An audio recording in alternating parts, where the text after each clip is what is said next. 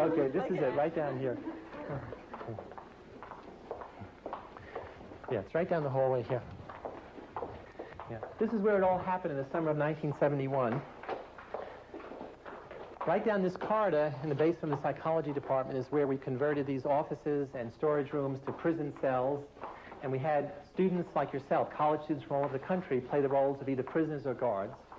This was the yard, the prison yard. Here in this closet was solitary confinement, the infamous hole where the guards put prisoners for punishment. That part was screened off, and there was a hidden camera that recorded everything that happened, exactly where the video crew is now. Here's one of the rooms that was a cell. In fact, I have a box of old stuff from the experiment I'd like you to see.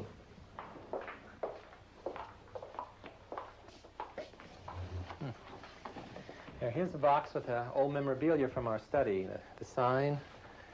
This is one of the prisoners' uniform, prisoner 819. You can see it's really a dress. Here are the chains that the guards made the prisoners wear to remind them of their status. Military kind of uniforms the guards wore, their billy club, symbols of power and authority. And you can see over on the wall, one of the prisoners etched the days of the week to mark the passage of time, starting on Sunday, Monday, through the rest of the week. Well, how long did the study last? Well, we were going to run it for 2 weeks, but we had to end it after only 6 days. Why was that? Prisoner 819 did a bad thing. Prisoner 819 did a bad thing. Prisoner 819 did a bad thing. Prisoner 819 did a bad thing.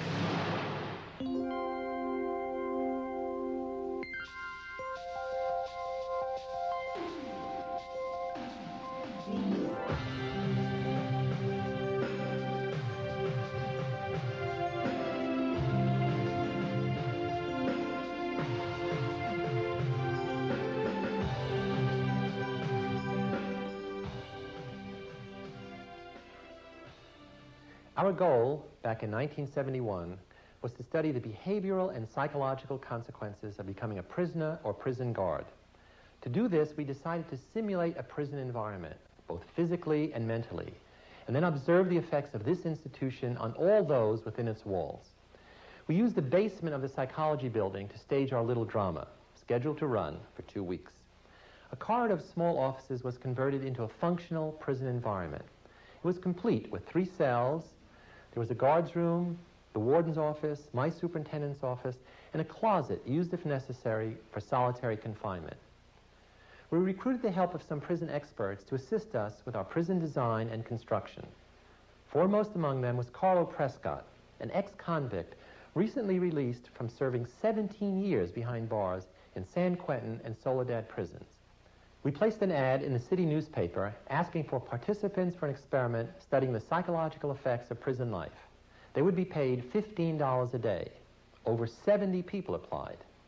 They were given diagnostic interviews and psychological tests to weed out all those with any signs of psychological abnormality, medical disabilities, or history of crime or drug use. 24 were selected. They were all healthy, normal, intelligent, middle-class males from colleges throughout the United States. And with a flip of the coin, each was randomly assigned to play the role of prisoner or guard. It was only by chance that someone was chosen as prisoner or guard. Now, it is important to remember that at the start of this experiment, there were no psychological differences between those students assigned the prisoner role and those assigned to be guards. An undergraduate student, David Jaffe, took on the role of prison warden. I acted as the prison superintendent, while psychology graduate students Craig Haney and Kurt Banks handled a variety of prison staff responsibilities. I met with the students selected to be guards on the day before the experiment was to begin. I had to explain to the guards that they could not in any way hit the prisoners, but they could create in the prisoners feelings of boredom, a sense of frustration. You can create a sense of fear in them to some degree. You can create the notion of arbitrariness, that their life is totally controlled by us, by the system, you, me, Jaffe, that they'll have no privacy at all. Their cells, they're going to be sleeping in rooms with bars on them, there'll be constant surveillance. Nothing they do will go unobserved. They have no freedom of action. They can do nothing or say nothing that we don't permit. We're going to take away their individuality in various ways. In general, what all this leads to is a sense of powerlessness. That is, we have total power in the situation, and they have none. So what's going to happen tomorrow is, we told the students to wait in their houses or rooms where they're living. Squad cars are going to pull up. Two policemen are going to come out and ask the guy's name. He gives it to him, that he's been suspected of a crime. I don't know. They'll just leave it vague. They'll say drugs or something. Come with us, handcuff him, put him in the car, take him down to the police station, take him to the security underground entrance, detain him, fingerprint him, book him, blindfold him, and then Kurt and Fanny are going to pick him up, because they'll be blindfolded, they won't know, and say, oh, I'm moving out, and then bring them down here, and take the blindfolds off, then they'll be in the prison. Then we're going to take their clothes off, delouse them with a powder spray, put on the uniform. We have some people making uniforms today, which are just going to be like long smocks with numbers on, and they'll have rubber shower shoes, and that's all. No underclothes or anything, and they're going to wear a chain on one leg, which is just a symbolic thing of their loss of freedom. So the police have agreed to do this. I just have to go down and double check and give them the names and so forth. Will this be done by campus security or by real police? The real people. The power of the police.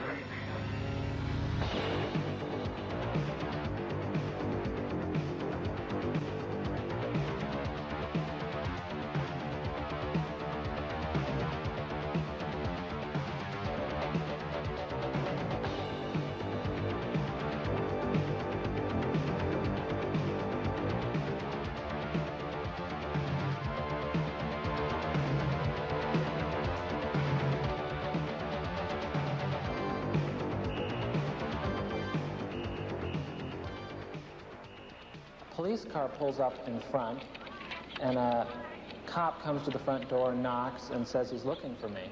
So they took me out the door. They put my hands against the car.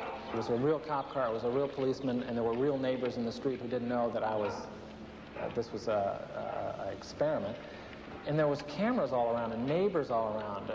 They put me in the car. Then they drove me around Palo Alto. They took me to the police station, the basement of the police station.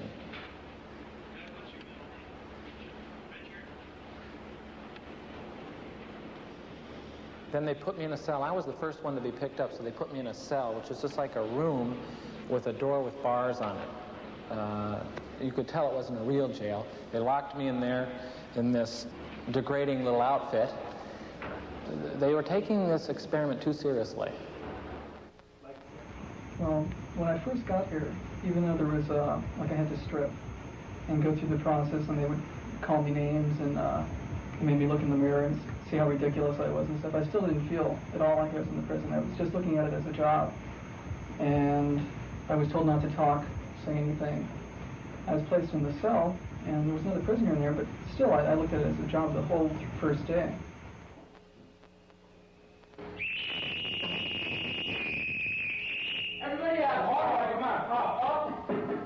Well, gentlemen, here it is time for count.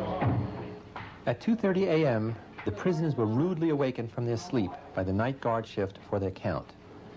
The guards were told to routinely perform counts to familiarize the prisoners with their numbers and determine that they were all present and accounted for. But more important, it provided a regular occasion for the guards to interact with and exercise control over the prisoners. There were several counts every day and night. As you can see in this first count, the prisoners were not yet into their roles. They weren't taking it too seriously. They were still trying to assert their independence. The guards were also having some trouble with filling out their new roles, trying to assert some authority over their prisoners.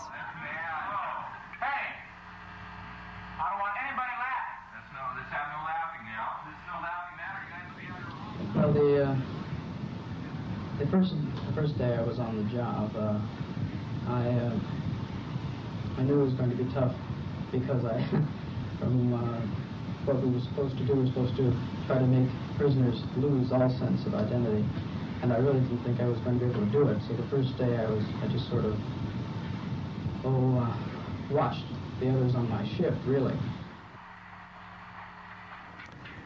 Because the first day passed without incident, We were surprised and totally unprepared for the rebellion which broke out on the morning of the second day.